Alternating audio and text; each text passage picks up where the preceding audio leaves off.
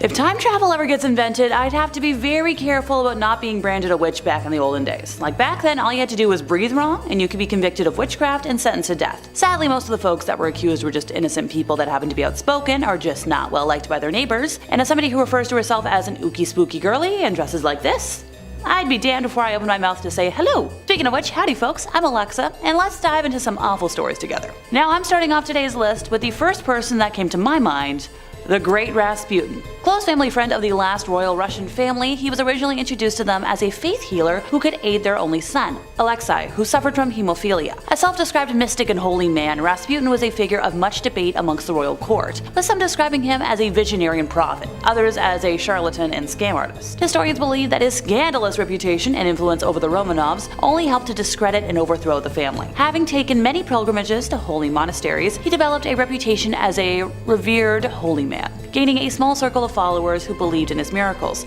and began leading private prayer meetings, much to the scorn and suspicion of villagers and priests. It was rumored that female followers were ceremonially washing him before each meeting, that the group sang strange songs, and even that they had joined a religious sect whose rituals were rumored to include self-flagellation and orgies. Word of Rasputin's activity and charisma began to spread in Siberia during the early 1900s, where he developed many friendships with high-ranking religious leaders, eventually leading to his introduction to the royal family. It's not certain when Rasputin first acted as Alexei's healer, with the earliest record on date being when he was summoned by Alexandra to pray for Alexei when he had an internal hemorrhage in the spring of 1907, with the young royal healing by the next morning. Due to his closeness with the family, Rasputin was allowed intimate access to the family, in situations that governesses to the young royals described as inappropriate. One governess in particular was released from her position simply for voicing her concerns about Rasputin being allowed around the young ones while they were clad in nothing but their nightgowns. Another one of the nursery governesses claimed in the spring of 1910 that she was seduced into sexual acts against her will by Rasputin, originally having been a devotee of the man, but was later disillusioned by him. The empress refused to believe her and said that everything Rasputin does is holy, later dismissing the governess. It was whispered in society that Rasputin had seduced not only the Tsarina,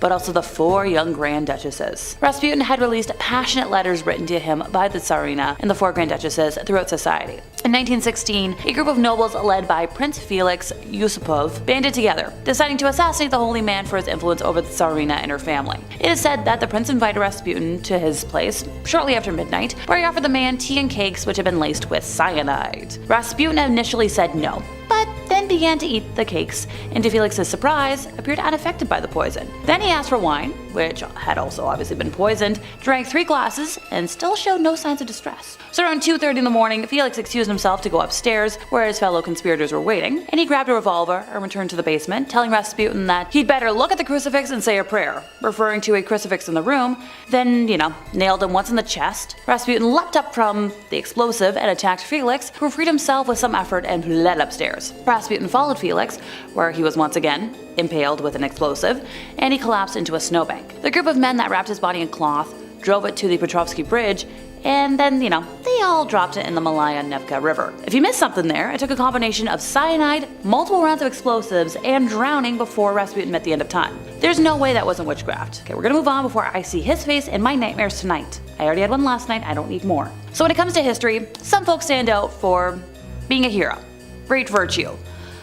Nobody today though. They're all going to stand out for their descent into darkness. Mary Bateman, a woman born in Assenbury, Yorkshire in 1768, was kind of that sort of person. Her life, detailed in The Extraordinary Life and Character of Mary Bateman, fitting title, reads like a macabre tale of deceit, poison, and a chilling transformation from a seemingly ordinary existence to a practitioner of dark arts. Raised on a farm, Mary transitioned from a farm girl to a servant in Thirsk when she reached her teens. Her life took an ominous turn when she was 20, and she moved to York and worked as a dressmaker. A year later, she found herself entangled in a burglary and subsequently fled to Leeds. Over the following years, Mary's occupation shifted from mantua maker to fortune teller and wise woman, gradually building her reputation in the shadows. In 1792, she married John Bateman, but her criminal inclinations persisted. Robberies, prison escapes, even accusations of working as an abortionist marked her darker exploits. Her criminal activities continued even after her marriage, as she roamed the streets of Leeds, posing as a charitable soul, collecting goods for fire victims, only to keep the gifts for herself. In a peculiar twist, Mary joined the followers of the prophetess Joanna Southcott in 1806. She orchestrated the infamous Prophet Hen of Leeds hoax, claiming that eggs laid by a hen bore apocalyptic messages. A penny was the price of admission to witness these so-called prophetic eggs. However, the truth behind the spectacle revealed Mary's deceitful hand. She had written on the eggs using ink and cunningly reinserted them into the hen. The year 1806 marked another dark chapter in Mary's life when she was approached by William and Rebecca Perigo. Claiming Rebecca was under a spell, Mary began feeding them poisoned pudding, leading to Rebecca's demise in 1808. William accused Mary of both poisoning his wife and defrauding them for charms and cures. Mary's trial in York in March of 1809 painted a picture of a cunning and malevolent woman. The jury swiftly found her guilty of fraud and Rebecca's, well, death. Facing execution, Mary attempted to evade, rope necklace by declaring pregnancy. A panel of matrons assessed her claim, but the jury of women found it false. So on March 20th, Mary met her end at the gallows alongside a couple of men. Oh, but her story does not end here. I wish it did. The after-death fate of Mary Bateman took a gruesome turn, so after her execution, her body was displayed at Leeds General Infirmary, charging visitors for the macabre spectacle. Dissected by William Hay, her remains became a commodity. Strips of her skin were turned into charms, and the tip of her tongue became a morbid keepsake. No thanks. In our third spot, we have the Witches of Huntington. The Witches of Huntington were several individuals in the UK who were found guilty of witchcraft. First, we have Elizabeth Weed. Apparently one night, 3 spirits came to her and told her to renounce God and make a blood pact with the devil. So she listened, and that's what she did. John Winnick also did the same, but only agreed to if the spirits would help him out financially. Others, including John Clark Jr., were also visited by these spirits and decided to also renounce God and make a deal with the devil. Out of the 9 people accused, 5 were found guilty and hanged. Well, John Clark knew that they were going to search everyone's body for their witch's mark, which they all had. So what did he do? He cut off his 3 days before he was searched. Literally gouged it out of his skin so that the mark was gone. But I'm kind of confused because wouldn't that create another mark? I don't know, but I think he was let off the hook while he watched his friends be killed. He literally said, and I quote, "It was foolish to let the authorities find their marks. I cut off mine 3 days before I was searched." He then denied ever making a pact with the devil or being a witch, even though he was. Moving on to number 2, we have George Jacobs Sr. George Jacobs Sr. was an English colonist who was accused of witchcraft in 1692 during the Salem witch trials. George was quite the man around town. He had several run-ins with the law. He was known for having a violent temper, and in 1677 hit a man named John Tompkins Jr. 2 witnesses said, and I quote, "One blow, and if the latter had not held him by the arms, he would have struck him some more, he being in such a passion." Now he was fined for this. Then in 1674 he was sued by his neighbor after he chased some of his horses into the river where they drowned. He argued that the horses were trespassing on his property, whereas others thought he just liked wreaking havoc on town. Fast forward several years later, George Jacobs Sr. and his son, George Jacobs Jr. and his daughter-in-law and granddaughter were all accused of witchcraft. Everyone got off except for Jacobs Sr., and that's because he had a witch's mark. His body was searched and they found what was described as 3 teats on Jacobs. It was thought that if a person had an extra nipple, that this was a sign that they were a witch. Why? Well, it was believed that the extra nipple or teat was from when the devil or some demons sucked the witch's blood as a form of nourishment. It was said that Jacob Sr. had 3 of them. 1 in his mouth, 1 on his right shoulder blade, and 1 on his hip. Now, they weren't actually nipples though, it was just a 1/4 inch long fleshy thing protruding from his skin with a sharp point. They proceeded to stick pins in each of them to see what would happen. This was called the witch pricker. Apparently, if you are pricked and you don't have a reaction to getting pricked and you don't bleed, then you are a witch. Well, when they pricked each teat, Jacobs never reacted to it and he didn't even bleed. So he was found guilty on August 5th, 1692 and was sentenced to be hanged along with the other witches. And And in our number 1 spot we have Ellpith Rio. Ellpith Rio was an alleged witch in Scotland during the early 1600s. When she was 12 years old, she claimed that she was approached by 2 men. One was dressed in all black, the other in green tartan. The man in green told her that if she followed his instructions, that she would be able to obtain magical powers. He told her to boil an egg and use the condensation from cooking the egg and take it and rub it on her eyes with unwashed hands. Sounds like an eye infection to me. He said that this would give her the powers to see and know everything that she wanted. So she followed his instructions and bam, it actually worked. So now I kind of want to go home and try it. I don't know, maybe it will work. And she actually developed clairvoyant skills. When Ellpith was older, she was visited again by the men. This time it was only the man in black. He showed up in her room one night. He told her that he was neither dead nor alive, but trapped between heaven and earth. He also told her that to maintain her magic skills, she needed to act dumb. That way, no one would suspect a thing. They'd be like, she's not a witch, no, she's way too dumb to be one. Well, eventually she was caught. In fact, she got in way more trouble because of her acting dumb. They were all like, she's fully a witch, she tried to trick us, let's kill her. At her trial in March of 1616, she confessed to using her clairvoyant powers to spy on people, and she would also use magical spells to cure illnesses. Furthermore, when they inspected her body, they found a witch's mark. She had what appeared to be a scar in the shape of bite marks on her shoulder. Later she confessed that she was bit by the devil and that was the mark that he left. She was charged with witchcraft and deceiving locals by pretending she was mute. In the end, she was executed by strangulation before having her body burned. Starting off this countdown, we have Tatuba. Tatuba is a pretty famous name when it comes to the Salem witch trials because she was the first woman to be accused of practicing witchcraft. So Tatuba was a young slave who was under the order of a man named Samuel Paris. She was in charge of looking after his daughter and niece, among other things. Then in the early 1690s, several young girls all over town began acting strange, his daughter and niece included. The girls would contort their bodies, bark like dogs, and babble and cry hysterically, almost as if they were possessed. They also would complain of bruises and pinch marks appearing randomly on their body. So immediately, people thought that they had been cursed by a witch. When she was put in front of a court, at first she denied any involvement. But eventually she admitted to practicing witchcraft. She claimed that the devil came to her and bid her to serve him. She went on to tell this elaborate tale about seeing strange animals, like a hairy creature that walked on 2 legs with wings and a head like a woman. She also talked about a red cat and how she would ride on sticks, and was told by the devil to pinch these young girls. She also claimed that a big black dog came to her and told her to hurt the girls. Her testimony shocked and scared a lot of people, and we don't know if what she said was true or if she was just messing with the people in the court, playing into the whole witch stereotype, or if she really was practicing witchcraft and made a deal with the devil. In the end, she was sent to prison for a year. In 1693, some mysterious unknown individual freed her from jail, and after that, no one heard from her. In our 4th spot today, we have Agnes Samson. In the early 1590s, King James VI of Scotland started to fear witches. He blamed that witches could cast spells on Mother Nature and conjure up terrible storms. Well, as King James and his wife were sailing back to Scotland, they encountered 2 very dangerous storms. Immediately, he was like, it was the witches, they're out to get me! And then he was determined to get them. So he started a witch hunt.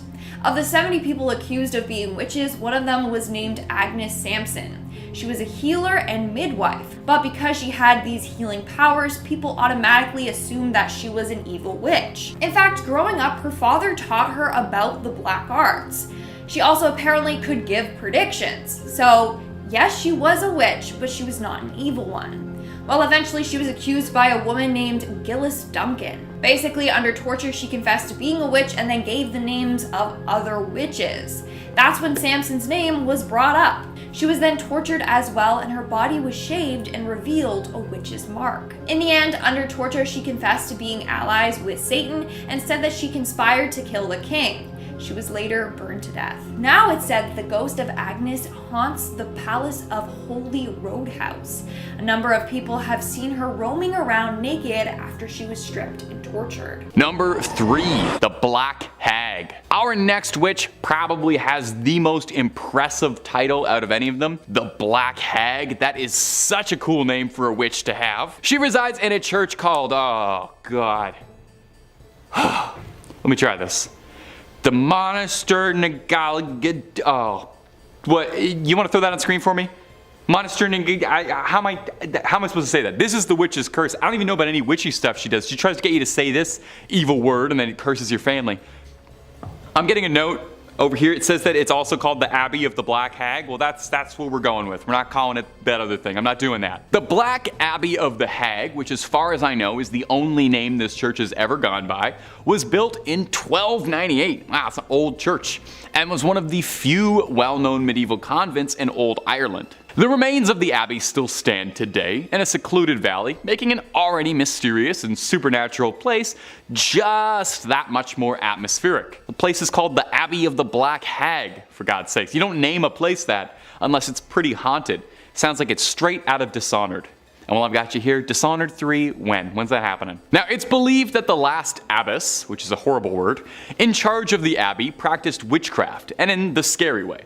She brought death, misfortune to the surrounding areas. Pope Martin V condemned the abbey. He was not down for witches at all. Catholic Church don't play with witches. The accused witch left to live out in the damp, deserted abbey by herself, which she probably loved because that sounds scary. Over time, her skin blackened, her hair furled, and her soul twisted, leading to the place being named the Abbey of the Black Hag. And if you can believe this, there's actually more to this story. The Count and Countess of Desmond once called the abbey home when attempting to flee their attackers, where the Countess was fatally struck by an arrow and buried by her husband, but it would not be the end of the Countess. Sightings of a ghostly figure around the ruins of the abbey were common, eventually leading to someone digging up worn out finger bones.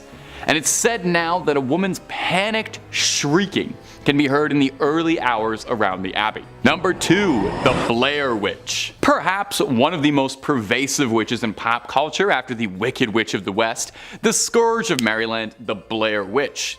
Perhaps you saw the very successful 1999 documentary regarding her legend, or maybe you saw one of the 2 middling sequels. According to legends, she haunts the Black Hills Forest near the town of Burkittsville, Maryland. The local folklore states that in the 18th century, a woman named Ellie Kedward was accused of practicing witchcraft. She was chased and exiled out of the township of Blair and condemned to live in the woods, hence the Blair Witch. It's believed that she died out in the surrounding forests in the harsh winter of 1785, but it's also said that she placed a curse on the town moments before her death, vowing to seek revenge on the townspeople and their descendants for generations. And not to split hairs here, but that does actually kind of sound like she was a witch. I'm not saying it was justified in exiling a woman out of her town, just that placing a hex on a town definitely sounds like witchcraft, and I can understand where they were coming from.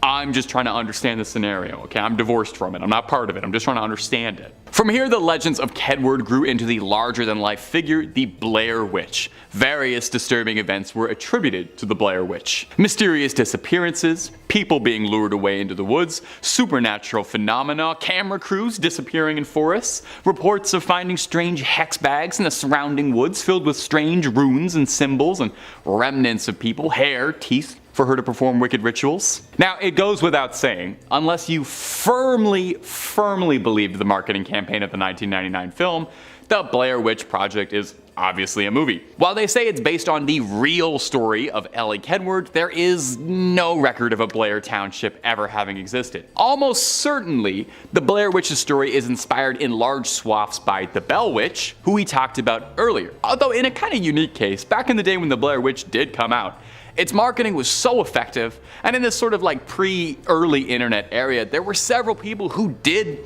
think it was real. It was a cast of completely unknown actors by a team no one had ever heard of. And on some level, I don't know, maybe to get esoteric with it, what makes an urban legend real? Just us believing in it, right?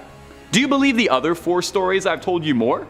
They're no less fictional. My only source was the internet for all of those. So, I'm just saying, open mind. Number 1.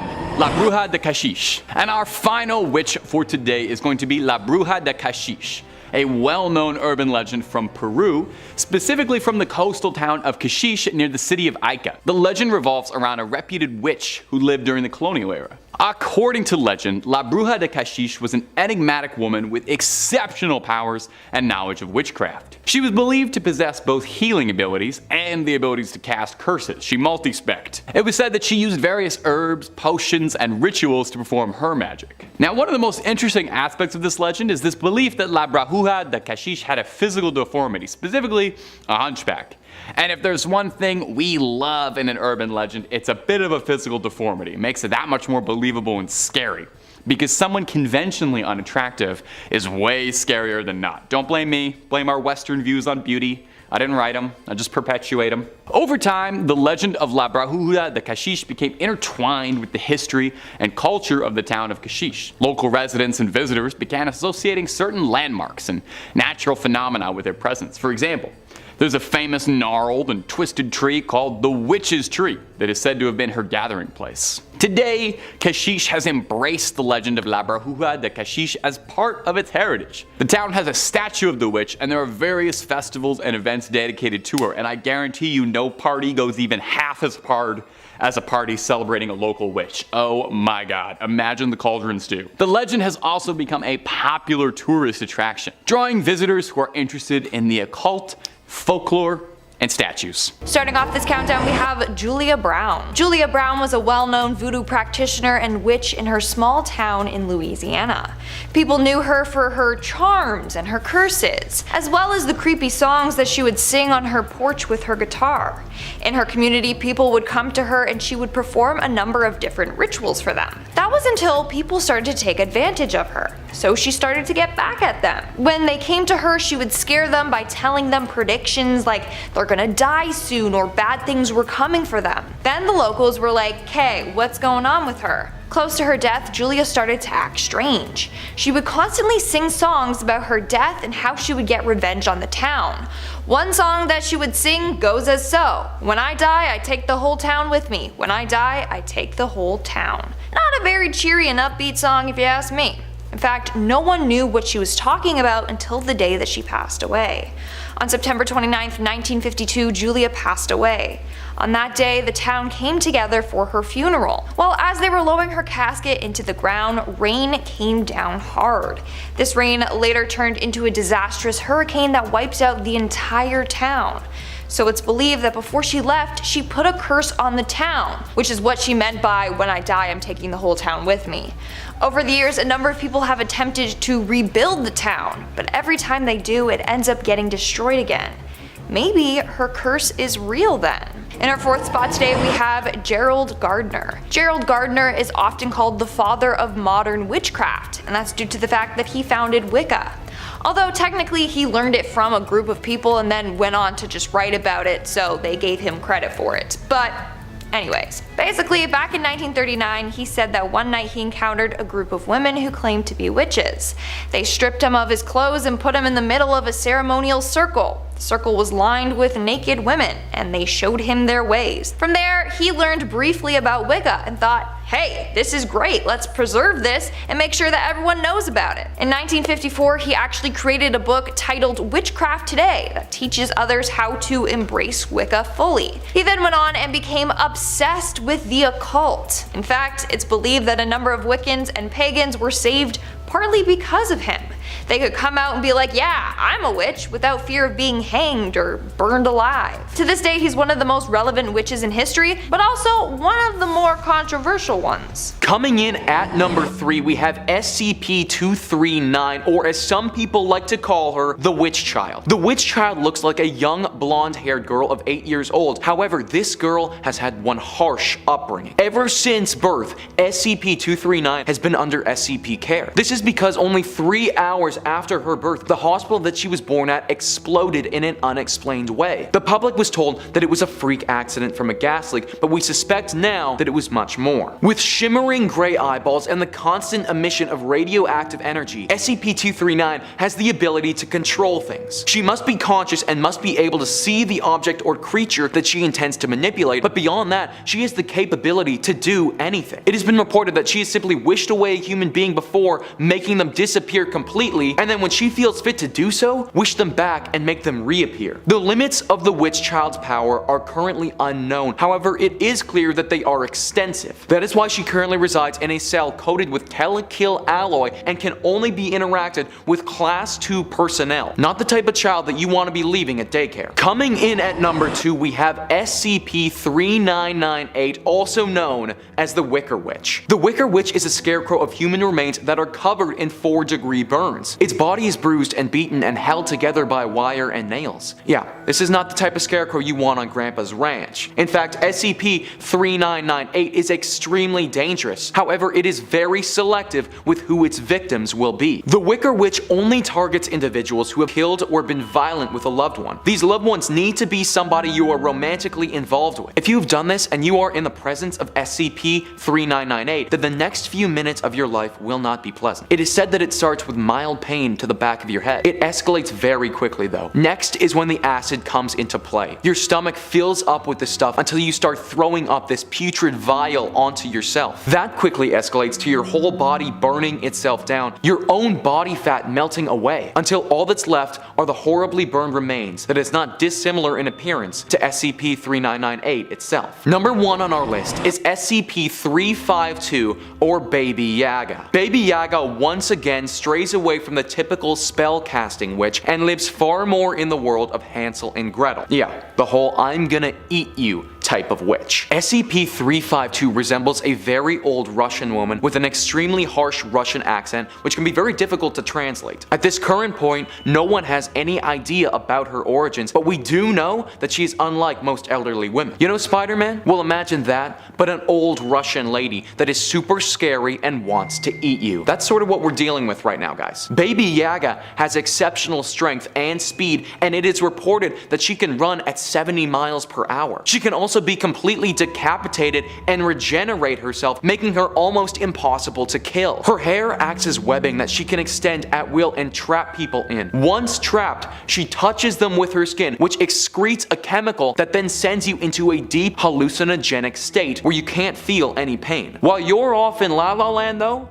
she isn't sleeping. She's slowly decapitating your body and eating you over the span of a week. At least by that point you are totally out of it, but still, getting eaten over the course of a week by an old spider-like Russian lady, that's not really what I want on my tombstone, my friends. Number 5 on this list is what I'm going to be nicknaming the Scottish Witch from the Woods. I stumbled across a Scottish story about a witch where they were unable to discover her name. Hundreds of years ago, when Scotland was still being first developed, there was a village in the north of the country. This village was positioned directly next to a forest that they wanted to chop down and expand into. When they began their process of chopping down the forest, a witch, or the Witch of the Woods, came out and warned them that if they continued, she would curse their entire community. The women would become infertile, the crops would never grow, and people would go missing. Fearing for their safety, the group came to an agreement with this witch, where they were allowed to chop down a small section of the forest in exchange for leaving 1 sack every harvest of grain or produce by the edge of the forest. This agreement held true for quite a while until the community started to get less fearful and more greedy. They decided to go against this witch and chop down the rest of the forest without fear of consequence. When the witch came out of the forest again to address their betrayal,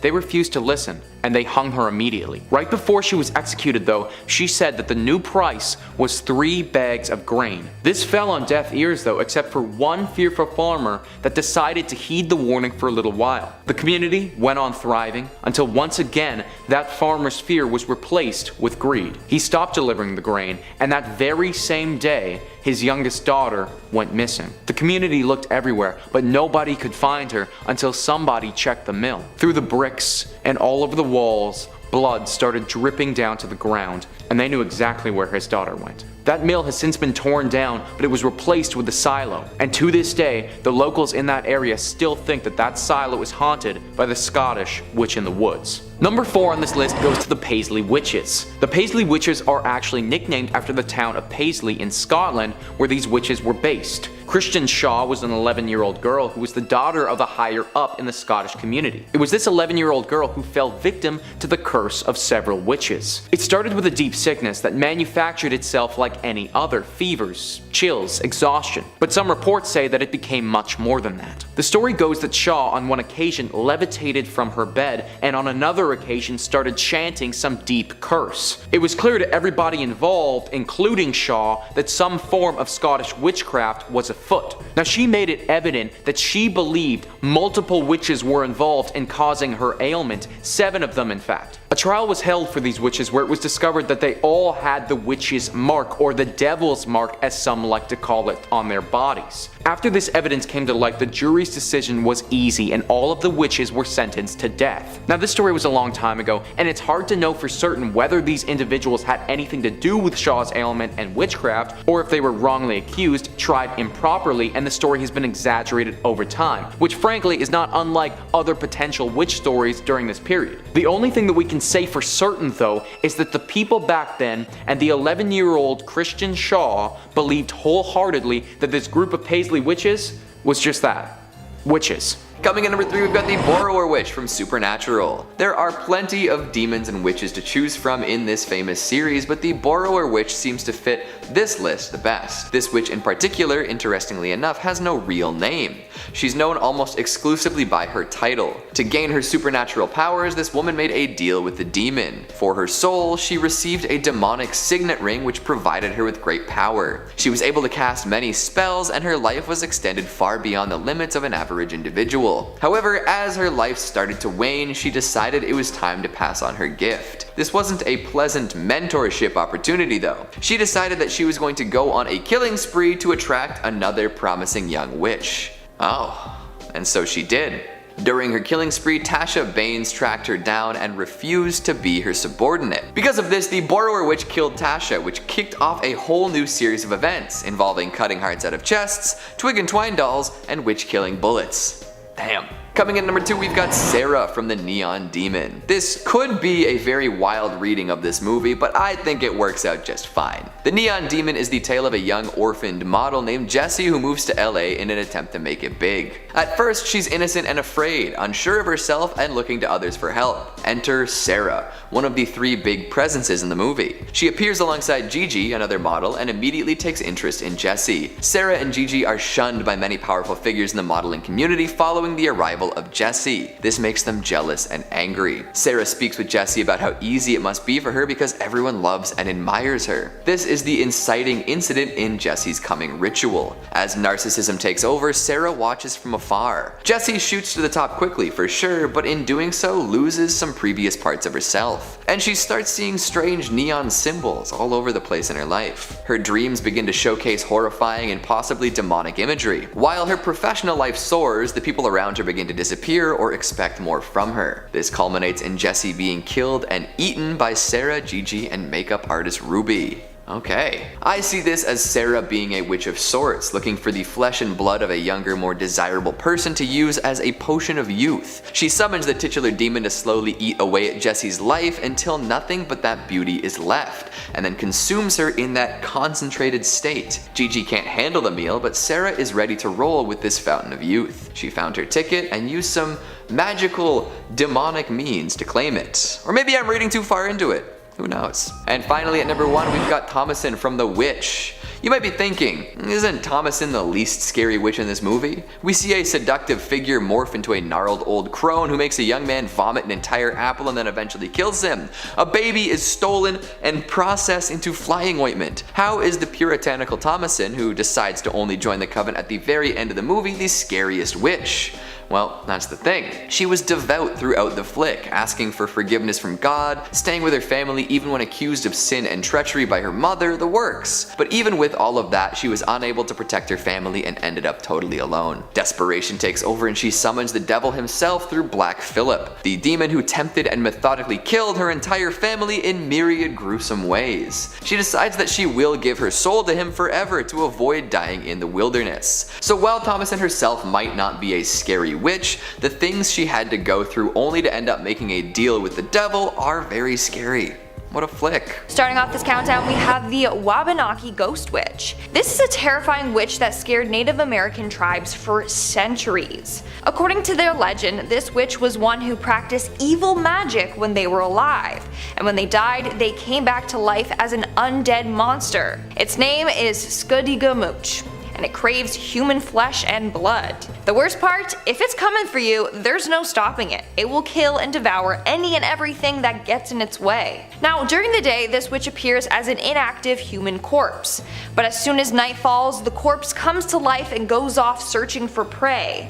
In fact, it moves fairly quickly. It can transform itself into a ball of light and wisp around fast looking for someone to snack on. Once it finds its victim, it attacks from above, so you literally can't even see it coming. The legend also tells the story of one time this witch attacking a whole group of hunters and warriors. They were out spending the night in the forest when they were all attacked and killed one by this witch. I mean, it normally prefers to attack individuals who are on their own, but in this case, it must have been fairly hungry because it just devoured that whole group of men with ease. The only way to kill this witch is to burn her body right after she dies, or else she will come back to life and make your life a living hell. Coming in at number 4, we have Grea. In Iceland, during the Christmas holidays, children have to watch themselves if they've been naughty that year. They don't find lumps of coal in their stocking. No, they run the risk of getting eaten by a nasty witch named Grea. Grea is depicted as a troll-like witch that lives in the mountains of Iceland. She has the ability to sense misbehaving children, and then she keeps note of all the kids who have wronged. Some depictions of her have her with hooves and 13 to 15 tails. Other depictions have her with nasty dirty nails, ears that droop to her chin, and eyes at the back of her head. Also, she's massive. You definitely don't want to get on her bad side. Did I mention that she likes stew? Stew, of course. That's where she puts the naughty children and then eats them right up. I should also mention that Grea has been married 3 times. In total, she has 72 children. 72 children that she can send after you if you ever do her wrong. Some of these children are said to be murderers, others are said to be pranksters. With her most recent husband, she had 13 children who are called the Yule Men. They're kind of like the dwarves from Snow White, except they're evil. So the Yule Men are all gnome-like creatures that go around torturing households in their own way. They are named accordingly. For example, you have Spoon Licker that will go around licking all your spoons. Then when you go to use the spoon, you get a nasty taste in your mouth. Or you have Window Peeper. He likes to lurk outside your windows and then just watch you do stuff, you know? Sometimes he will even steal the stuff he sees. On the 13 days leading up to Christmas, these Yule lads will visit families one by one. Oh, you thought that was all? No, think again. Grea also works alongside the Yule Cat. The Yule Cat is this monstrous beast that is said to tower above even the tallest houses. On Christmas Eve, she goes around eating So not only do you have to worry about Grea, but you have to worry about her evil kids and her vicious cat that she can send after you as well. In 3rd place, we have a ducking chair, not to be confused with a cucking chair, which is a whole other concept, or the red hot stools women accused of having sexual acts with the devil would have to sit on. I sadly don't have enough information to unpack that stool, other than ouch. But let's get on with the ducking, shall we? The ducking stool was a strongly made wooden armchair, often made out of oak, in which the offender was seated, with an iron band being placed around them so that they would not fall out during their immersion. How thorough. The earliest record of the use of such is towards the beginning of the 17th century, with the term first being attested in English in 1597. It was used both in Europe and in the English colonies of North America. Usually the chair was fastened to a long wooden beam fixed as like a seesaw on the edge of a pond or river. And as much as I love and miss wooden playgrounds, I feel like this might not have been as fun. Sometimes the ducking stool was not a fixture, but was mounted on a pair of wooden wheels so that it could be wheeled through the streets, and at the river edge was hung by a chain from the end of a beam. In sentencing a woman, the magistrates ordered the number of duckings she should have, and as much as I've scoured the internet, I can't seem to find number data on this. If you have any ideas, please let me know in the comments. Another type of ducking stool was called a tumbrel, and was a chair on 2 wheels with 2 long shafts fixed to the axles. This was pushed into the pond, and then the shafts would be released, ergo tipping the chair up backwards. Sometimes the punishment proved fatal and the subject died. Once again, the sometimes, should be taken with a pound of salt. In medieval times until the early 18th century, ducking was a way used to establish whether a suspect was a witch. The ducking stools were first used for this purpose, but ducking was later inflicted without the chair. In this instance, the subject's right thumb was bound to her left big toe, her left thumb to her right big toe, a rope was tied around the waist of the accused, and she was thrown into a river or a deep pond. If she floated, it was deemed that she was in league with the devil, rejecting the baptismal water. If she sank, she was cleared. Oh, and she'd be dead. Can't forget that part. Silly me. In second place, we have witch mark hunting and pricking. Witch hunters often had their suspects stripped and publicly examined for signs of an unsightly blemish that witches were said to receive upon making their pact with Satan. This devil's mark could supposedly change shape and color and was believed to be numb and insensitive to pain. Prosecutors might also search for the witch's teat, which was an extra nipple allegedly used to suckle the witch's helper animals. In both cases, it was really easy for even the most minor physical imperfections to be labeled as the work of the devil himself. Oh my, the horror. Moles, scars, birthmarks, sores, and tattoos could all qualify, so examiners rarely came up empty-handed. I'm trying to think of just how many birthmarks I have all over my body, so just add that to the tally of how I'm, a witch. Seriously, I feel the burning from the flames already. In the midst of witch hunts, desperate villagers would sometimes even burn or cut off any offending marks on their bodies, only to have their wounds labeled as proof of a covenant with the devil. So, damned if you do, damned if you don't. If I'm adding scars to my blemish count, yeah, forget it. Okay, I think the temperature in here just went up another couple of degrees. Seriously. If witch hunters struggle to find obvious evidence of witches' marks on a suspect's body, they might resort to the ghastly practice of pricking as a means of, sussing it out. Come on! Even having a flawless body isn't going to exonerate you? What the heck? Witch hunting books and instructional pamphlets noted that the marks were insensitive to pain and couldn't bleed, so examiners used specially designed needles to repeatedly stab and prick at the accused person's flesh until they discovered a spot that produced the desired results. In England and Scotland, the punishment was eventually performed by well-paid professional prickers, many of whom were actually con men who used dull needle points to identify fake witches' marks. Well then, if you ever feel like your job just, isn't real, remember that people in history were paid to do well. Along with pricking, the unfortunate suspect might also be subjected to scratching by their supposed victims. This test was based on the notion that possessed people found relief by scratching the person responsible with their fingernails until they drew fluid. If their symptoms improved after clawing at the accused's skin, it was seen as partial evidence of guilt. No, absolutely not. I can't see anyone being proven innocent whatsoever from this nonsense. Talk about a biased court. In first place, we have dismemberment and mutilation. This is where my own stomach gets all topsy-turvy, so fair warning. I can handle creepy stuff, no problem. But gore? There's a reason I haven't been able to bring myself to watch the Terrifier movies. So when witch hunters wanted to get answers back in the day, if I haven't made it clear enough by now, they didn't really care about being humane or, coercion, just being right. They would do whatever they deemed necessary to get a confession, leading many witches to confess just to make the pain stop and end their lives, humanely. Say goodbye to your fingernails, because that was practically just a footnote in what they were allowed to do. Walpurga Hosmanen of Bavaria was led through multiple different stages of mutilation while being paraded to her execution. At the first stop, her left breast and right arm were branded with irons, then her right breast at the second stop, her left arm at the third, with her left hand being then branded at the fourth stop. Once they reached the place of execution, her right hand, with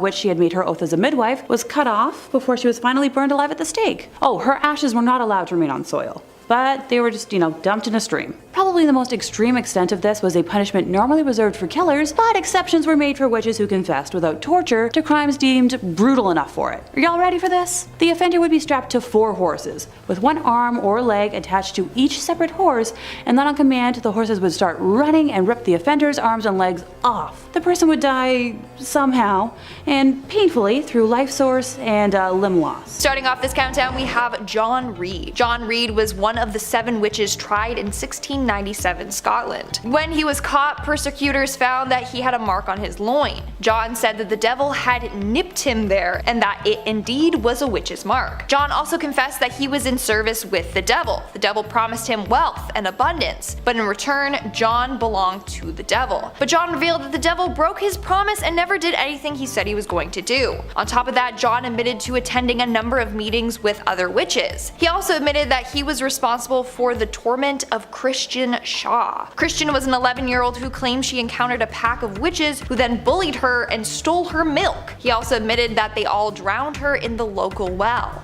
As a result of his confession, it was very clear that he was a witch and he was locked away in a cell. The next day though, he was found dead. He had hung himself in his cell with his own scarf. It was believed that this was the devil's work. The devil convinced him to take his own life because John exposed him. Within the following weeks, the other witches close to John took their own lives in their cell as well. Again, it's thought that the devil possessed them and killed them off one by one because he was pissed with them. In our fourth spot, we have Janet Howitt. Between 1661 to 1663, 44 people in Beaufort, Scotland were accused of witchcraft. 7 of those accused were executed. The fate of some of the others remain unclear. One of the main women was Helen Guthrie. She was not a nice lady at all. This woman murdered her own stepsister and the stepsister's children. But she was like, wait, I'll help you, and claimed that she was able to identify other witches just by looking at them. So she said she would help them in the witch hunt if they went easy on her. She then went on to make up elaborate stories of witches meeting up at graves and eating the flesh of other humans, etc. The more she made up and pointed fingers,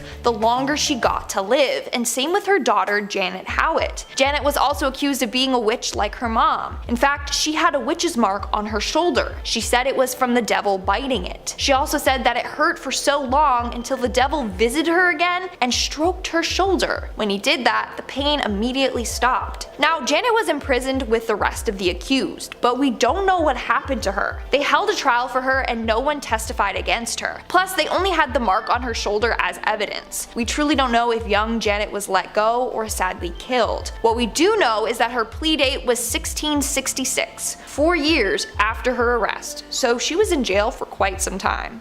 Next up, we have Walpurga Hosmanen. So her life at first glance was kind of unremarkable. Born in Bavaria between 1510 and 1527, she spent her days as a midwife, aiding her community. But of course, she couldn't be good or else she wouldn't be here. The story took a dark turn in 1587 when she became one of the subjects of a ruthless witch trial in Germany. Now the charges against her were nothing short of horrifying. Witchcraft, sorcery, even vampirism. Under punishment, she confessed to a bizarre tale involving a demon named Federlin, who appeared to her in the guise of a male co-worker. She claimed this demon led her to pledge allegiance to the devil, promising to free her from poverty. As she recounted in her confession, she'd indulged in macabre rituals with Federlin and the devil himself, consuming the roasted flesh of young humans and drinking wine. She described frequent visits to the devil and her demon lover, often engaging in sexual encounters. You do what you do. Remarkably, she had the power to make her demon lover leave by simply invoking the name of Jesus. Hey, if it works, it works. Now, her confession also included acts of harm using a magical ointment that she had received from her demon lover. This ointment was used to end the lives of many, including the young and animals. Her list of alleged victims was extensive, including 41 young humans, 2 laboring mothers, and a variety of animals. The swift and unanimous decision of the authorities led to her conviction and a gruesome sentence. Before her execution by burning, she endured multiple branding ceremonies, and her right hand, the very hand she had used as a midwife, was severed. Finally, she met her end at the stake, and her ashes were discarded into a stream. Goodbye. Off you go. Time to travel over to Paris, France, where we meet Labrahua, also known as Catherine Deschays. Not a lot is known about her early life. She learned fortune telling when she was young and later married Antoine Montboisin, who was active as a jeweler and silk merchant with a shop at Pont-Marie in Paris. When her husband's trade business led to bankruptcy, Labrahua supported the family by practicing chiromancy and face reading. In addition to being a fortune teller, she was also active as a midwife, which developed into providing abortions. Her business as a fortune teller gradually developed into manufacturing and selling purported magical objects and potions, also arranging black masses and selling aphrodisiacs and poison to profit from her clients' wishes upon their future. She supported a family of 6, though, including her husband, her mother, and her offspring. She was known to have at least 6 lovers: the executioner André Guillaume, Monsieur Latour, Vicomte de Cousseran, the Comte de la Bâtie, the alchemist Blessis, the architect Fauché, and the magician Adam Lesage. She was, once again, a French fortune teller, commissioned poisoner, I'm going to emphasize that, and a professional provider of alleged sorcery. She was the head of a network in Paris of witches. So that's how she provided all those poisons, aphrodisiacs, magical services, black masses. She had like a whole network going for her. Her organization of commissioned black magic and poison killings was suspected to have killed over 1,000 people, but it's actually believed that around 2,500 people might have met their ends because of her. Yikes! Oh, and by the way, she was a central figure in the famous Affaire de Poison, in case you didn't know. And And because I'm in a fun mood today, let's end this with another male witch. Folks really don't like to talk about that in textbooks, but they did exist. So Gerald Gardner was a reclusive loner living in the woods around Stool. Despite being a solitary man, he did marry in 1572. Now historians have reported that Gilles was ill-equipped to provide for his family because he wasn't a really good hunter, since he only really was known to hunt for himself. So that's when he started hunting something else. Anybody want to guess what? Come on. Yeah, human flesh. The first hunt happened around September 29th of 1572 when Gardner killed a young female, allegedly while in the form of a wolf, and brought some of the flesh home for his wife to eat. How thoughtful. Throughout the autumn, more young humans were found unalived and mutilated, including another young woman that Gardner bit and clawed at, but was interrupted by passerbys before fleeing. Sadly, the girl succumbed to her injuries a few days later. Now in November, Gardner ended the life of a young man this time, enjoying the flesh from his thighs and belly before tearing off a leg to save for later. I could name more, but I'm feeling a little queasy as it is. Now this caused a stir amongst the townspeople, who believed that it was a werewolf who was committing the horrors. Many folks had witnessed a humanoid-looking wolf near the scenes of the crimes, with the animal darting off once it was aware of being seen. Then in January of 1573, there was one last death. This time villagers heard a young person screaming and the sounds of a wolf, witnessing the wolf attempt to flee the scene, but changing into the form of Gardner as it did. He was then arrested, put on the rack, and confessed to killing the young and consuming their flesh. At his trial, more than 50 people testified, and he was found guilty of lycanthropy, you know, the ability to turn into an animal, and witchcraft. He and his wife were burned at the stake on January 8th of 1573. A witch and werewolf hybrid? Sounds a little too scary for my liking, unless I'm watching Vampire Diaries, which in that case, Team Damon. Maybe I should do that tonight. Number 5. Julie Brown. Our first witch today on the list of which witch is which is Julie Brown, legendary voodoo priestess of the swamps. New Orleans is filled to bursting with two things: the most wondrous advancements in soul food and gumbo technology on the planet, and ghost stories. There's a whole lot of voodoo to go around in Louisiana, and in Manchac they say there's the ghost of an old voodoo priestess named Julie Brown. The story of Julie Brown is an unnerving one. I would certainly hope so, otherwise it wouldn't be on this list. She was said to be reclusive, would sit on the porch of her swamp shack and spend the day cackling, predicting the demise of nearby towns and its residents, singing twisted songs about her death and the apocalypse and the end of days. Despite the fact that she was a kooky old lady singing songs about the apocalypse on her front steps, locals actually feared her and treated her as an oracle and a prophet, and were very nervous of wronging her just in case she placed a hex on them, which, you know, is reasonable. You should always treat everyone you meet with kindness just in case they turn out to be a witch who can hex you. The prediction she's most known for, besides one bizarre correct prediction about the 1994 Super Bowl Cowboys at Bills game, was her threatening prediction in 1915, where Julie Brown would cackle over and over and over that she was going to die and take everyone with her. She chanted this again and again until her death. On her funeral, a hurricane hit the town, decimating 3 villages and taking countless lives. Julie is said to be buried in the swamp, and locals believe it was her spirit that caused the hurricane. And if you happen to be passing through Manchac, just pay your respects to Miss Julie Brown. Like I said, you never know what kind of secrets somebody has. And if you're looking for more stories about witches, or really any kind of urban legend, Top 5 Scary has all of that and then some. I'm not kidding. If you can think it up, there's pretty good odds we've done 2 to 3 videos on it. We got something scary for everything under the sun and above it. So hit subscribe. Please make sure you hit that little bell so you don't miss a single scream, but do that after this video because I got 4 more witch stories coming up for you right now. And wouldn't you know it, the next one's about a bell. Number 4, the Bell Witch. In the 1800s, a farmer going by the name of John Bell moved his family to picturesque Adams, Tennessee, onto a beautiful 300-acre farm, little slice of American pie. Bell quickly became a figurehead of the community, respected by many, and became a local leader at the town church. For the Bell family, things were the brightest they've ever been. They were living the dream and ringing in good fortune. I was trying to make a Bell pun work there. There's probably a better one. Things wouldn't be good for long, and they'd find themselves in a nightmare shortly. By 1817, strange, inexplicable things started to occur all around the farmstead. John Bell found a strange animal on the farmstead, a mutant hybrid that resembled a grotesque mix between a dog and a rabbit. I know that sounds like it would be cute, but I think if you get the wrong parts of both, that's just going to turn out to be a very, very ugly animal. I think dog, rabbit ears, pretty cute. Maybe like dog, rabbit face, dog, rabbit body. I don't know. Mess. Anyway, it was a disgusting thing. The younger members of the Bell family would wake up covered in red scratches all over their bodies. At all hours of the day, the family would hear faint whispering and singing that sounded like an old woman singing hymns. Most tragic is the Bells found a mysterious vial of liquid inside their home that no one could explain or understand. Nervous about what it was, the Bells offered the mystery liquid to their cat, which passed almost immediately.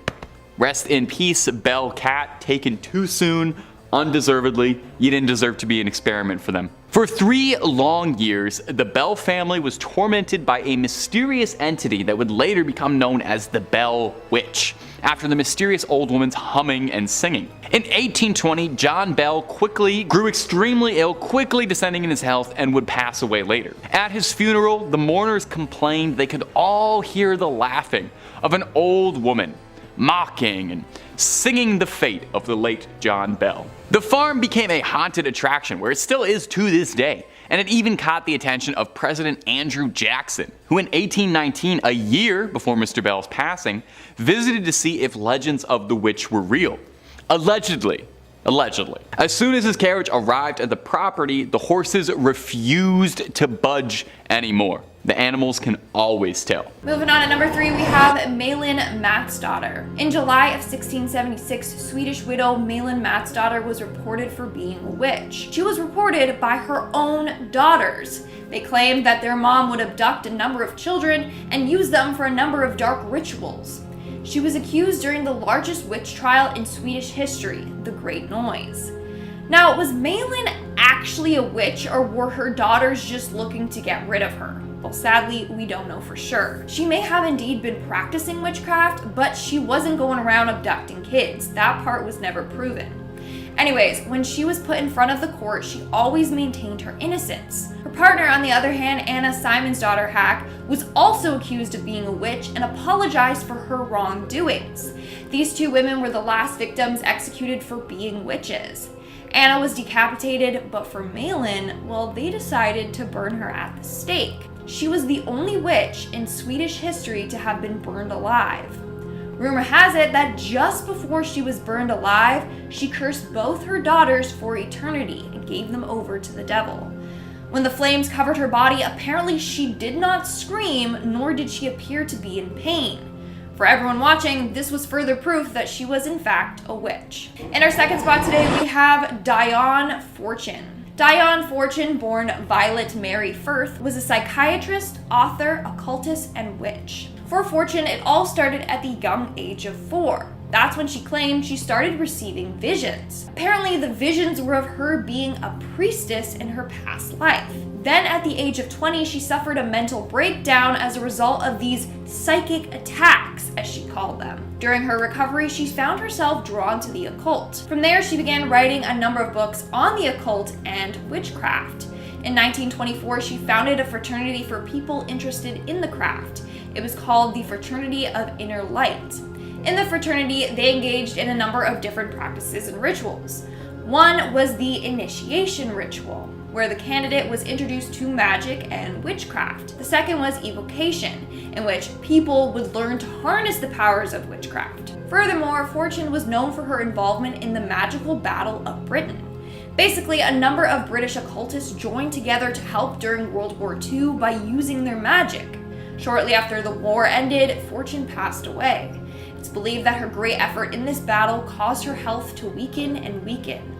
Nowadays, her influence is still strong for practitioners in the Wicca/witchcraft movement. And in our number 1 spot today, we have Marie Laveau. Although Marie Laveau described herself as a voodoo priestess, a number of people just referred to her as a witch. So Marie lived in New Orleans from 1794 to 1881, but not a lot is known about her life.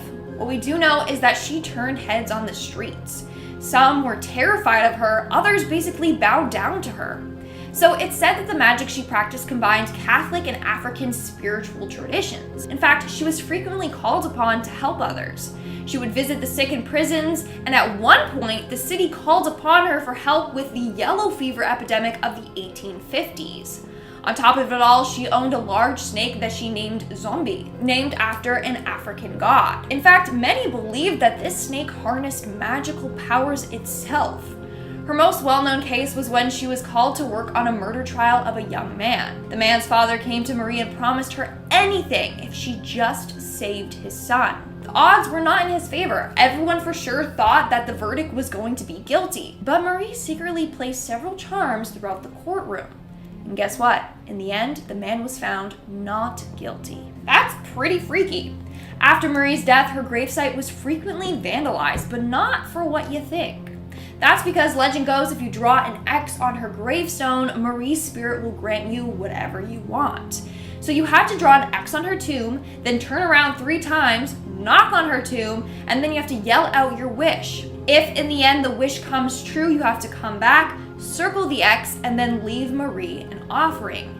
Here's another legend surrounding Miss LeBeau. There's apparently a haunted image of her hanging in New Orleans' historic voodoo museum. Some people say that they can feel Marie's cold eyes watching them as they're looking at this painting. Others say that once you see this image, then Marie will haunt you and even show up in your dreams. In fact, tour guides say that whoever wishes to see this painting must go by themselves, because the tour guides refuse to see this painting themselves. Pretty freaky if you ask me. Number 5 on this list has got to go to SCP-4595. Now SCP-4595 is unlike anything on this list because, believe it or not, it's actually a place. That's right, this is a small shed that is located in Indiana. The shed contains a few standard items, a nice wooden bench to sit on, a shovel in case you needed to do some yard work, oh, and the remains of an adolescent boy. You know, just standard shed stuff. Written on the door of this shed in black charcoal, all in capital letters, is the word witch. It is said that underneath this shed is the remains of a female figure. She forever resides roughly a meter underground and for some reason does not decompose at all, her body still looking as it would if she were alive. If you do happen to stumble upon this shed, don't go in. It's said that at first you just feel as if somebody is watching you. A little creepy, but we can deal with that. Part 2 of what happens isn't as friendly. It's said that after extended exposure to this area, one will attempt to scratch themselves violently, causing horrible injuries. If for some reason after violently scratching yourself you thought, maybe I'll dig underground and disturb whatever is underneath, then that will be the last thing that you do. Desert locusts will fill your lungs, air cavities, pretty much anywhere that you intend to breathe, and suffocate you from the inside until you die. Basically guys,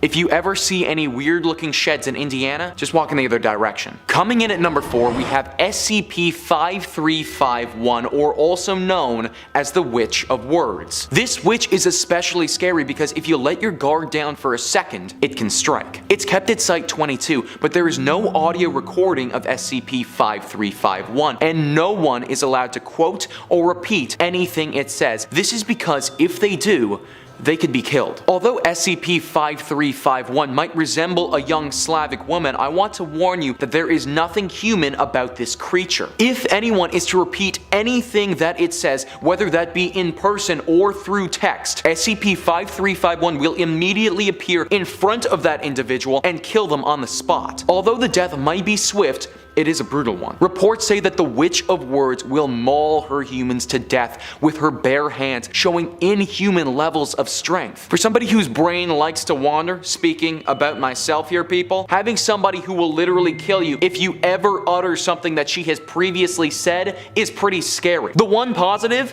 is that plants really like to grow around her and often grow in places that they normally wouldn't. If we could just cut the whole brutally killing people thing, I mean, she'd make a pretty good botanist. In our 3rd spot today, we have Mother Shipton. Mother Shipton, otherwise known as Ursula Sonthiel, was born in 1488 England. Legend has it that she was born during a massive thunderstorm and her mother gave birth to her in a cave. Her mother was only 15 at the time and was stuck raising Ursula in that cave by herself. That was until the monastery took her mother in and a local family took Ursula in. Eventually her mom was taken to a nunnery and they never saw each other again. Growing up, Ursula had a hard time fitting in. She had a large crooked nose, her back had a bend in it, and her legs were twisted. So right off the bat, people were like, yeah, she's a witch, just because of her appearance. In fact, people would bully her and call her hag face. Others believed her father was the devil. It didn't help that her mom refused to tell anyone who the father of her child was. So people were like, yeah, for sure. her father's the devil. Not only that, she would spend a lot of time by the cave that she was born in. Now, how did she get the name Mother Shipton? Well, eventually she went on to marry a man named Tobias Shipton, and she took his last name. She eventually did partake in witchcraft and would make magical remedies for the sick. So people called her Mother Shipton because she was like a mother to all. At one point in her life, she became psychic and could see into the future. Soon after, she was called the Narrabeen Witch. She made a living off of predicting and sharing the future with others. Moving on to number 2, we have Isabel Godey. Isabel Godey was a Scottish woman from Aldern, a village near the Scottish Highlands. She is well known in history because in 1662 she confessed to witchcraft and may have been executed. We actually don't know because there's no official record of it, so it's a mystery. Basically, during that time, if you were thought to be a witch, they would torture you until you admitted to being one, even if you weren't actually one. Well, Isabel's case sparked a lot of interest because she admitted to being a witch willingly without torture or anything. And she went into great detail on everything that she was doing. She gave 4 separate confessions given over a 6-week period. For example, she said she made a pact with the devil and had been engaging in intercourse with him. She also said that she was part of a coven and would cast spells on the community. She claimed she put a curse on some male authority figures who she felt victimized by. She also cursed her landlord for being a pervert and put one on the local church minister. Lastly, she also admitted that she had the ability to turn into animals and that she was interacting with fairies. Over the centuries, a number of people have analyzed Isabel and have come up with some explanations for her actions. One is that she suffered from psychosis or hallucinations, whereas others think it was a ploy to get maybe a more lenient sentence. But of course, you still have the people who believe that she was an actual witch and did everything that she admitted to doing. And in our number 1 spot today, we have La Voisin. Catherine Montvoisin, or La Voisin, was a witch that lived in France in the mid-1600s. Her witchcraft mainly comprised of mixing and creating potions, poisons, and medicines. She also would tell people their fortunes and would hold black masses where people could come and make contact with the devil through her. It started off with her just providing palm readings and advice for people, but then she realized that her clients were mainly women who were coming to her with spousal problems. A number of them wanted their husband dead, so she started creating the potions to help them kill their husbands and gain fortune. Then things started to get darker and darker. She began practicing dark magic and witchcraft. This involved her leading a number of satanic rituals in the catacombs under her home. One time she even spilt the blood of an innocent victim as a sacrifice for the devil. Eventually, Catherine was arrested for practicing witchcraft and for being involved in a number of murders. She was publicly burned at the stake in 1680. Coming in number 5, we've got Mother Suspiriorum. Thankfully, this witch mostly minds her own business. It's always good to have a demon summoning witch stay in her lane. It shows maturity and purpose, and most of all, an unwillingness to get innocent and unrelated parties involved. Mother Suspiriorum is mostly concerned with the smooth running of the Helena Marcos Dance Academy, and as such will do all sorts of heinous things to ensure everything goes well. These acts don't really reach out beyond the immediate interests and connections at the academy though. Still, her spellcasting and demonic involvements are terrifying to say the least. Throughout Suspiria, we see all sorts of spells cast by the matronly witches. A poor student who had caught on to the magical nature of the academy is brought to a secret room and has her body unknowingly contorted by Mother Suspiriorum's vessel, Susie Banyan. This horrible twisting and turning performance renders her body a mangled mess, but isn't quite a demonic summon. Then we see a girl dropped through the floor, which results in a broken leg. Still, the witchcraft inherent in the academy puts her into a trance and has her complete a performance upon that snapped limb. Ouch. The true demonic summoning occurs when Helena Marcos herself attempts to take full control of the school. In a ritual meant to transfer her into Susie, it's revealed that Susie is indeed Mother Suspiriorum, one of the 3 founding witches. This is where the scary stuff becomes very apparent. Interrupting Marcos' ritual, Suspiriorum declares that Marcos is a false leader and all of her followers must be punished. To do so, she summons an incarnation of death and lets it run wild. And run wild it does. This blood-soaked abomination tears through the followers of the false prophet, rending their flesh and melting them down to nothing. Those who were not on Marcos' side can do nothing but look on in terror as their contemporaries are torn apart by an otherworldly presence, but hey, at least they get to survive. With this death-filled ritual complete, Suspiriorum is free to roam about in Susie's body, watching over those who were involved with the academy. However, it seems she's not too eager to summon another demon right away. Another ritual someday, perhaps. Coming in number 4, we've got Haggis from Pumpkinhead. Now here's a movie with a totally different vibe for you. No dancing, no intrigue, but definitely a bloody demon looking to kill some youths. She may not have an academy to inherit, but Haggis is definitely good at casting spells and summoning demons. This witch looks more like a witch than pretty much anybody on this list, too. Gnarled features, wispy hair, living a hermit's life far away from anyone and everyone. The whole 9 witchy yards. The thing Haggis is most well known for is definitely the summoning of Pumpkinhead though. All of the potions, brews, hexes, and curses in the world wouldn't amount to half the suffering this demon causes. She doesn't really even want to do it either, but Ed Harley, a grieving widower who recently also lost his son in a freak accident, refuses to walk away with nothing. At first, he requests that Haggis bring his son back to life. This, unfortunately, is not within her power. However, she can offer up something else. Revenge. Ed jumps at the opportunity, not exactly knowing what he's in for. In doing so, he dooms all sorts of people, including himself. Knowing what's in store, Haggis warns Ed of the terrible price he'll pay, but goes through with the ritual regardless. Unearthing a corpse from the mountain graveyard, Ed offers up both his and his son's blood to Haggis to summon Pumpkinhead. This demonic creature rises from the earth and begins a terrifying killing spree. It makes its way to the teens responsible for the death of Ed's son and methodically ends their lives. Ed starts to see these gruesome murders through the eyes of the demon and realizes the mistake he's made. Too late though. Pumpkinhead cannot be stopped until its revenge mission is complete. Haggis warns Ed that if he tries to stop Pumpkinhead, he'll die too. This results in Ed discovering that he and the demon are inextricably linked. Any damage done to Ed happens to the demon too. With this information, Ed decides to lay his own life on the line to end the madness, and successfully kills both himself and the demon. Haggis then collects their bodies and returns them to the mountain. Someday though, she'll bring the demon back. Someday. Number 3 on this list is Helen Duncan. Helen Duncan was a Scottish witch who traveled throughout Europe and actually isn't that far removed from present day. She died in 1956 and is known by some to be the last Scottish witch. As a young girl, she was considered by most to be a normal, albeit outspoken and loud, growing child. It wasn't until midway through her life that she started seriously practicing witchcraft. Helen garnered a name for herself by regularly performing seances every evening and having the ability to communicate with the dead. During her nightly rituals, she would invite viewers to come and watch. These viewers had reported seeing the materialization of ghostly figures directly in front of their eyes when Helen entered her deep witchly trance. Helen was also capable of and would often excrete a strange-looking ectoplasm from her mouth while she was doing this. And if this wasn't enough, Duncan could also see things that others couldn't. At one point, the ghost of a sailor appeared and talked about a very secretive incident that had happened in World War II that the public,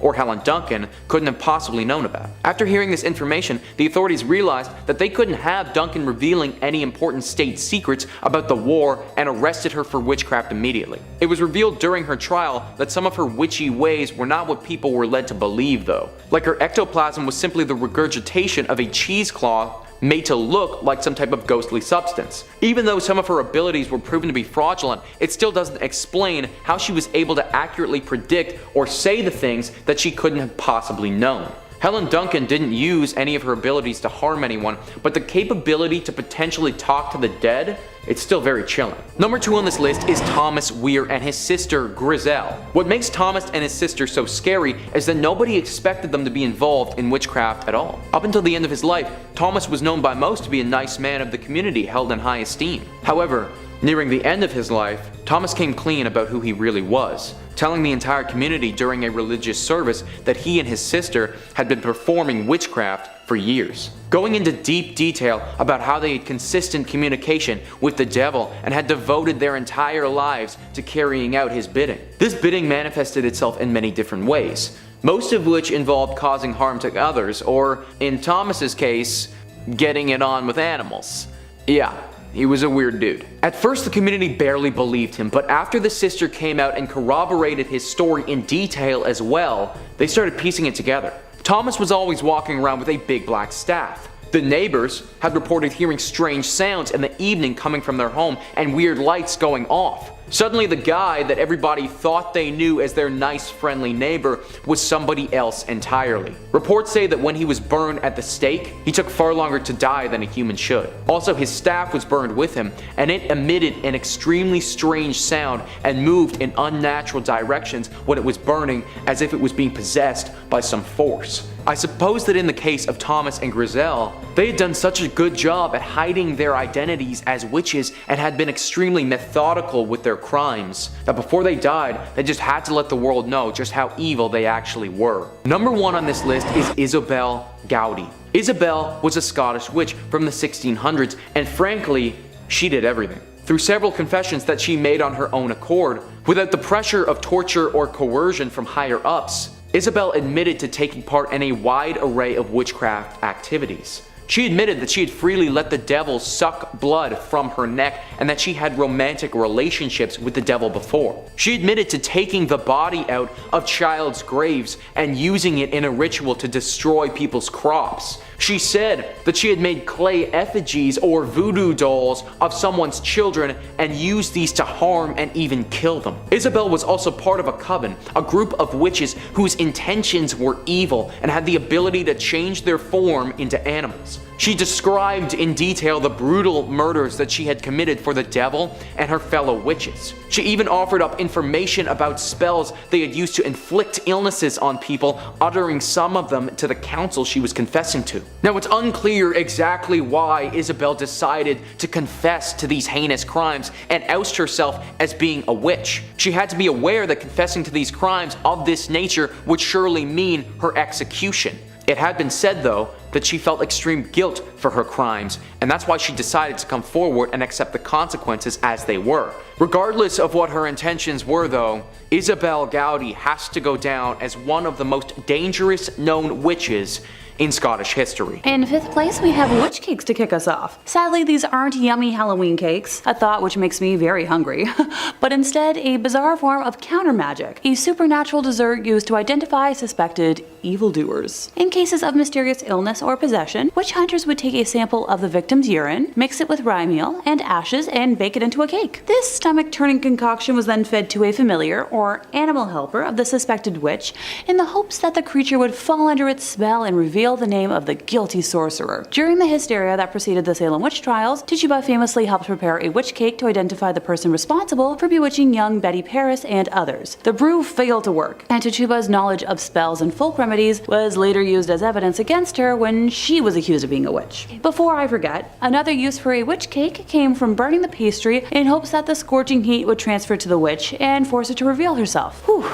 Anybody else starting to get warm? Oh great, just me. In 4th place, we have a scold's bridle, also known as a witch's bridle, a gossip's bridle, a brank's bridle, or simply branks. This was an instrument of punishment as a form of public humiliation. This thing was an iron muzzle in an iron framework that enclosed the head. Some exceptions were masks that depicted suffering, but not pleasant either way. My brain just jumped to a similar modern device used for pleasure instead of pain, and no, I will not elaborate on that thought, but let's clarify. A bridle bit, or cur plate, around 5 centimeters by 2.5 centimeters in size, was slid into the mouth and pressed down on top of the tongue, often with a spike on the tongue as a compress. It functioned to silence the wearer from speaking entirely, and caused extreme pain and physiological trauma to scare and intimidate the wearer into submission. This prevented speaking and resulted in many unpleasant side effects for the wearer, including excessive salivation and fatigue in the mouth. Seeing as I've always been a chatty Cathy, I can totally see how I would have been sentenced to this, and my jaw hurts just thinking about it. The wearer was then led around the town by a leash, and for extra humiliation, a bell could also be attached to, draw in crowds. First recorded in Scotland in 1567, the branks were also used in England and its colonies. The Kirk sessions in barony courts in Scotland inflicted the contraption mostly on female transgressors, and women considered to be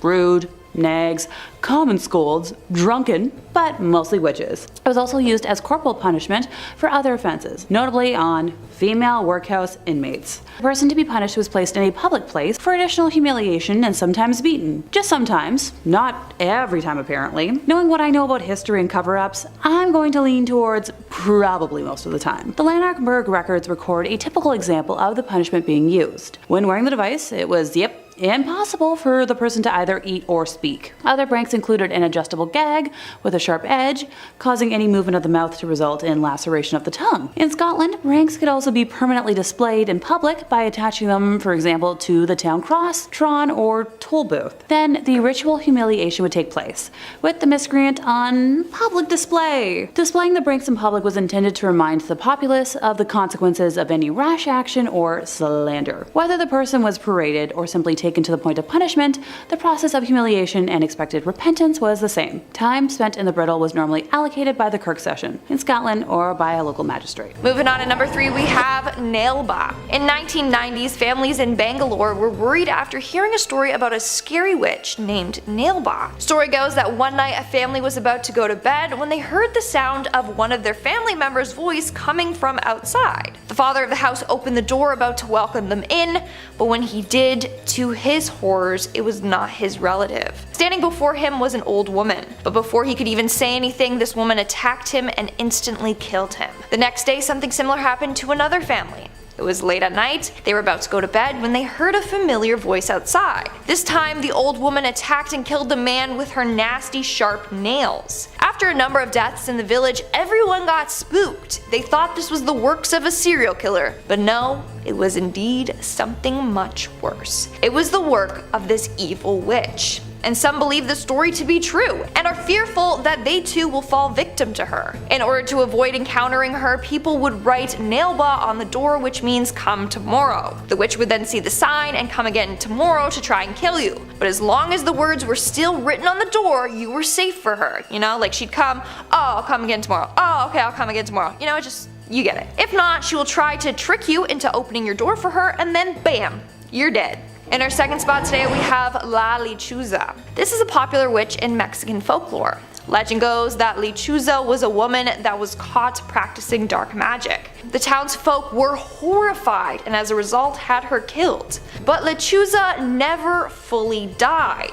She came back, taking form as a creepy bird lady, and promised she would seek revenge on the town. Now, she is a shapeshifter. She has the ability to look like a normal woman during the day, and then as a huge bird with a human's face during the night. I mean, her name literally means owl in English. So she's just this terrifying owl lady that likes to kill innocent people. In some stories, she is described as being 7 foot tall with a wingspan of 15 feet. She flies through the night hunting her prey. She often will perch on a tree branch and just watch from above. If you hear a bird screech at night, this is a bad omen.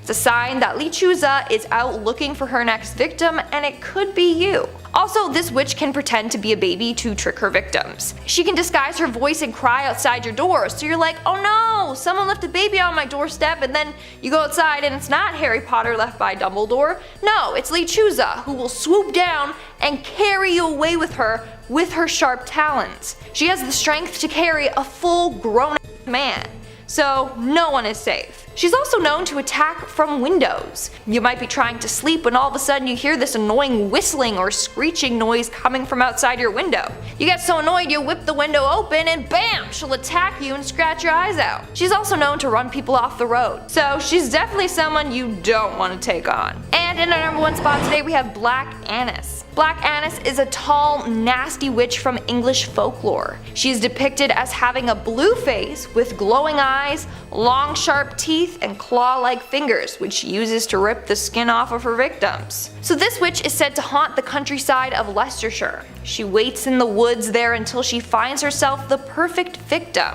She will then pounce on them, rip them open, and feast on them. She likes to drain them completely of blood by sucking it out of them, and then feasts on their insides. To make matters worse, she will keep the deceased with her, and once their skin is completely dried out, she will use the skin and sew it together to make clothes for herself. Like what the actual hell? It's giving me Buffalo Bill vibes for sure. Due to this legend, kids were told never to go into Dane Hills alone, for that's where she supposedly lives. Not only that, if you're out in the woods and hear a high-pitched howl, you know that she's close. Furthermore, if you listen carefully, sometimes you'll be able to hear her sharp teeth grinding together as she waits for her prey.